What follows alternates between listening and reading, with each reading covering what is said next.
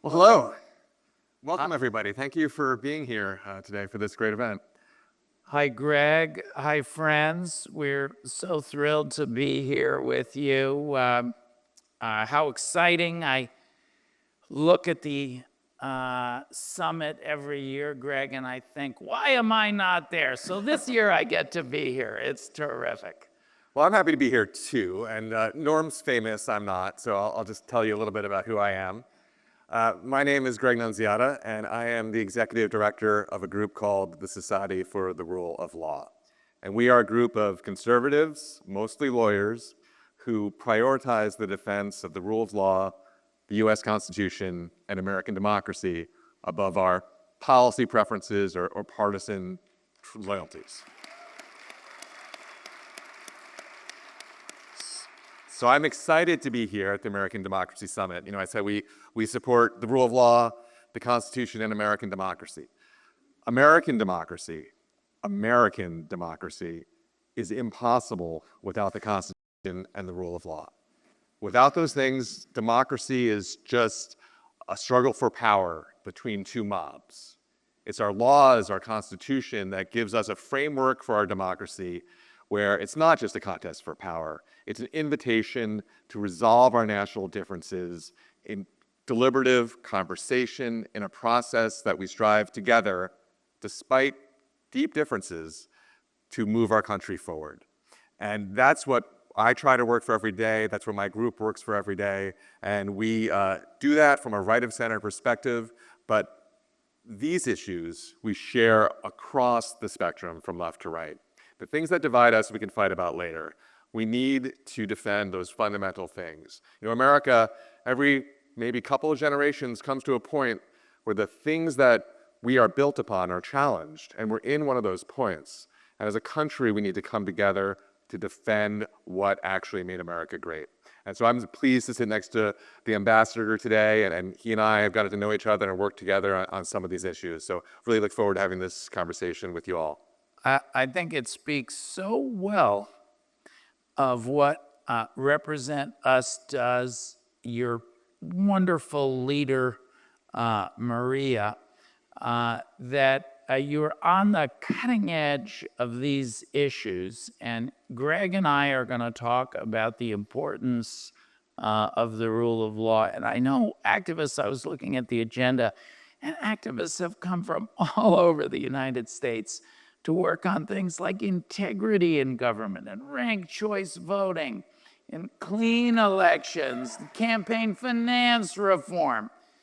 But having a strong rule of law underlies all of that. Because if you can get an autocrat and an authoritarian in the White House, and if they can take a hold of the judges, if they can intimidate and bully judges, if they can get the prosecutorial function under their thumb, if they intimidate lawyers, the litigants who go into the system, the clients who make cases possible, you will never get rid of that authoritarian. And I've traveled all over the world as an ex-ambassador to places like Poland and Brazil, Czech Republic, where I served, where they did oust authoritarian regimes, but also, and Wisconsin, where they got rid of Scott Walker, but also to Hungary and Turkey and places where they failed. And the other values that we care about don't function unless you can defend and protect the rule of law. And that's what Greg and I are going to talk about today. And I'll just start because my organization, the Democracy Defenders Fund, purpose-built for this moment. It's like in case of emergency, break glass. We hoped there would never be an authoritarian in the White House. And we fought a series of battles. Donald Trump will talk about this with Greg on rule of law issues. I really think Donald Trump has lost the first 100 days plus. Greg, there are now more than 150 court orders stopping his unconstitutional and illegal activity. More than the times I checked on the way down, 150. Our org, Democracy Defenders Fund, has been involved in about 60 legal matters pushing back on Trump's illegality.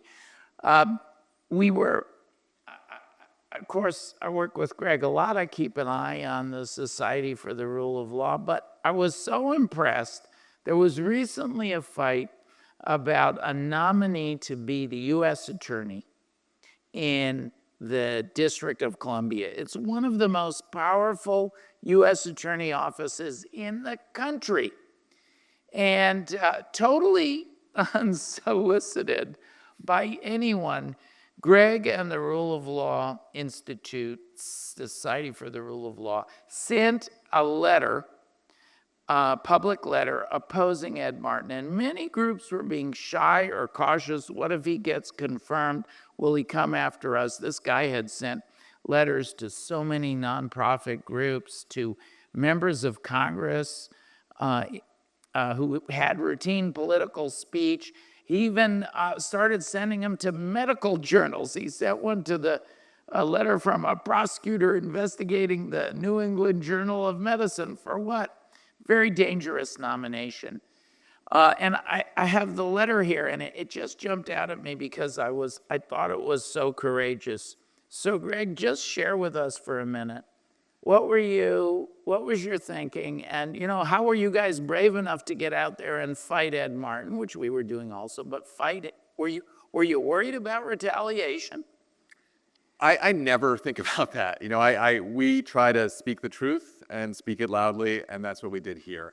I served for many years as an advisor and lawyer to Senate Republicans, several individual Republicans, and the Judiciary Committee for a while. I ran the nominations process for the Senate Judiciary Committee. The Senate has to confirm these important nominees. This is one part of our system of checks and balances, which prevents us from having an authoritarian president, is a Congress that pushes back and a judiciary that pushes back. And Congress has not been doing that job. This nomination was a real test to me about would it draw any line.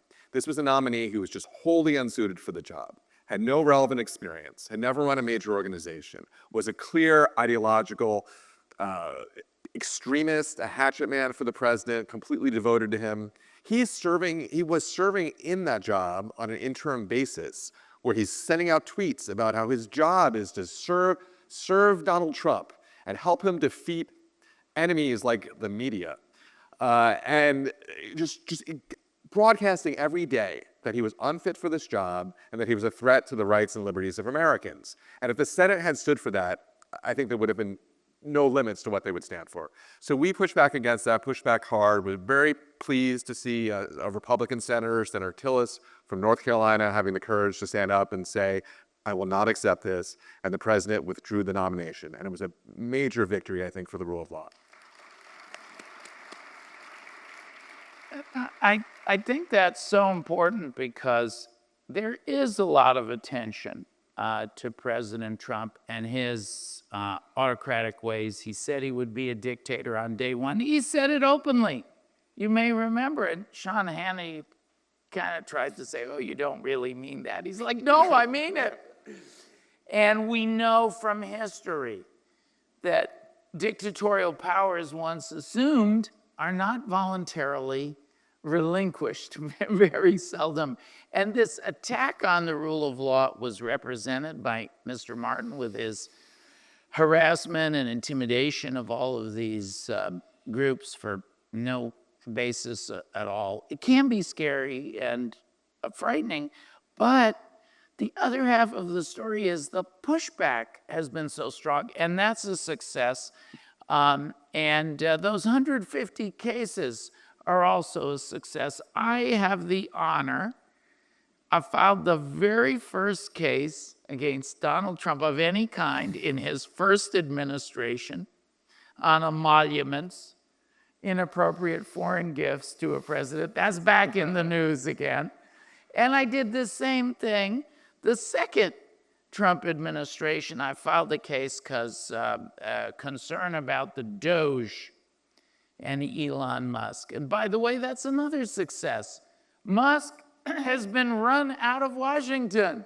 He's leaving town, in part because of this this furious litigation assault. And Greg, I think we need that. You and I are working now on a project with another attack. We won on this particular prosecutor. We've been winning in these court cases. And Donald Trump's response has been to attack the judiciary, and he's actually criminally charged a judge just for managing her courtroom. There was an indictment this week. What's that all about? And tell the folks about the letter we worked on. Sure. Yeah, so there's, I said Congress needs to be a check on the president, and it's not doing its job well enough. The branch that is doing its job is the judiciary. I mean, it's the highest constitutionally functioning branch of our government right now. And I want to say some of those orders have been coming from conservative judges, including Trump-appointed judges. This is not partisan. This is about the limits of the office and the rule of law. And this administration has now been engaged in a really since practically day one, in a deliberate campaign to try to delegitimize the judiciary, to try to intimidate the judiciary through a host of things. This arrest is an important one. It was done in a very showy way with a perp march. But I think it has to be seen in the context now of months of threats, months of the administration calling judges insurrectionists or enemies of the state. There are wanted posters in the House of Representatives for federal judges who have ruled against the president now, put up by Republican congressmen. They are talking about impeaching judges. Impeachment is what we do to judges when they're corrupt, when they take bribes, not when they rule against the preferences of our political party. So this is all a big campaign to intimidate the judges either into not doing their duty and giving the president his way. Stephen Miller, just a few days ago, talking about suspending the writ of habeas corpus, which is a fundamental liberty that goes back to the Magna Carta, that the government can't abduct you without showing a court it had a basis for taking you into custody. Stephen Miller said we might have to suspend that right unless the judges behave. I mean, they are trying to threaten the judges in a whole host of ways. And so far, the judges, they have lifetime appointment, at least the federal ones do, and they've been really being brave and pushing back. But I hear from judges almost daily who are very, very worried. And the project we were privileged to work with Norm's group on was getting together, it's over 150 retired judges. It's hard for judges, particularly sitting judges, to speak out against this. 150 judges to speak strongly out against these tactics. And also, we mentioned the Chief Justice made a statement not too long ago in this vein. So it's really important that judges push back, but it's mostly important that all Americans, not just lawyers, defend the judiciary.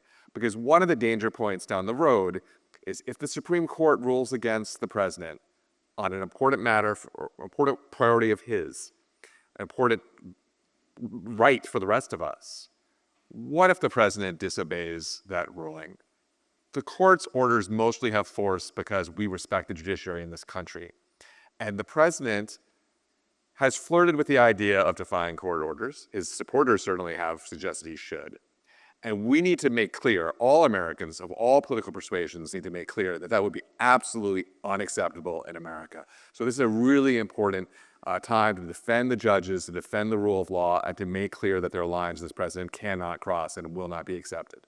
So that's why our organizations got together, and we got over 150 of judges appointed by Democrats, appointed by Republicans, federal, state, coast to coast, to speak out about the arrest of Judge Hannah Dugan. She was indicted this week in Wisconsin simply for controlling her courtroom. She let an undocumented migrant who the ICE agents wanted out a door to a public hallway. They rode down in the elevator with him.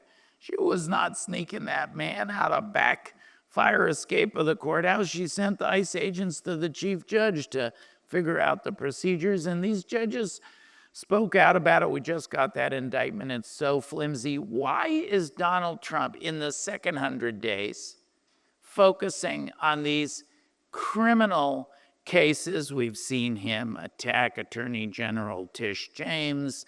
You're going to see a video from Miles Taylor. He's opened an investigation of his former staff member in the first term, Miles Taylor, Chris Krebs, who also worked for him, Judge Dugan. He's threatened governors with prosecution. Why is he doing this? Because he lost so much, those 150 losses. In the first 100 days, he's now reaching. This is not a sign of strength, it's a sign of weakness. I'll tell you about one more case before Gregg and I depart. Is one of the first cases we brought. Donald Trump wanted to dox and harass 6,000 FBI agents because they did nothing more than follow the law and prosecute January 6 violent insurrectionists. We got a court order saying you can't do that and forcing him to stop that harassment campaign. I'm very proud to say, Democracy Defenders, Society for the Rule of Law Institute, and all of the hundreds of wonderful groups in our coalition are going to keep fighting. We're going to keep defending the rule of law. We can't do it without each and every one of you. So on behalf of both of us, thank you for welcoming us. Thank you for coming to the American Democracy Summit, and keep it up. We're winning. Thanks, friends. Thank you all so much. Really appreciate it. Thank you.